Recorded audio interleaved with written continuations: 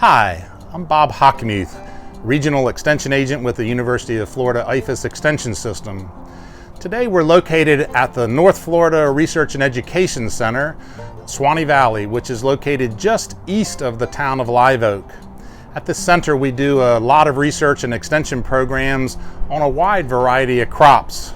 Today we're going to focus on watermelons, one of the important crops in this region.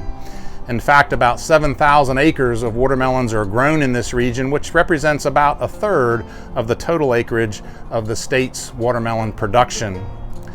We do a number of research trials here every year, and in most years we're able to have an actual field day here at the center where we invite farmers and allied industries and agencies representatives to come and hop on the trolley and give us an opportunity to get out to the back 40. This year, with the advent of the coronavirus, we've not been able to have our live field days, and so I want to be able to provide you a virtual watermelon field day as if you would be able to see the kinds of things that if we were able to conduct a live field day. Here at the center this year, we've got several different trials, and I'm going to be showing you each of those as an individual stop. So among those few trolley stops that we would do virtually, we have a couple that deal with fertilizer programs and projects, especially looking at the possibility of implementing controlled release fertilizers in our watermelon production system.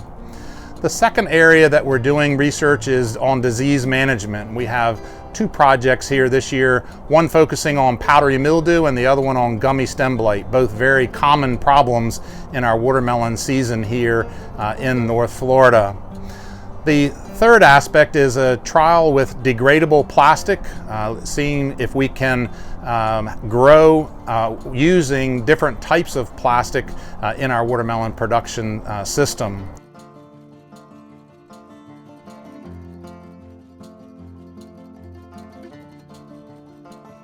We have a number of different funding partners to be able to make all of these kinds of things happen.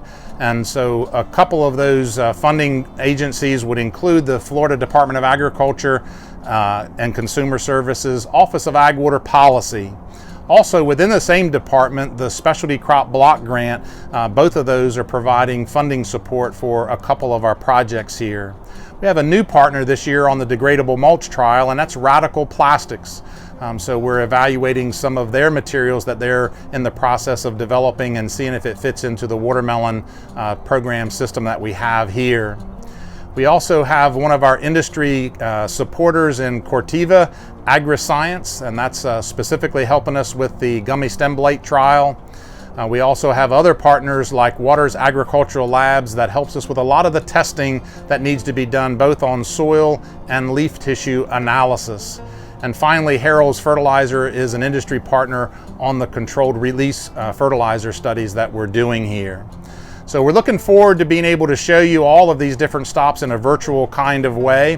One of the things that you might notice at the various stops is we have some reflective tape that is out in the various projects.